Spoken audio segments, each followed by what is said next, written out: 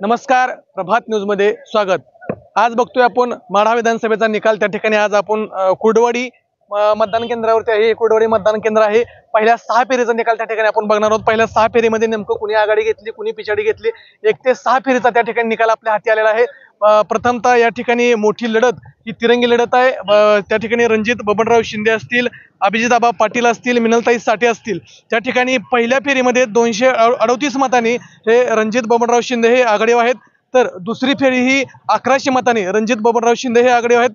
तिसऱ्या फेरीला 100 मतांनी रणजित बबनराव शिंदे यांनी आघाडी घेतली, तर चौथ्या फेरीमध्ये 1206 मतांनी रणजित बबनराव शिंदे यांनी आघाडी घेतली।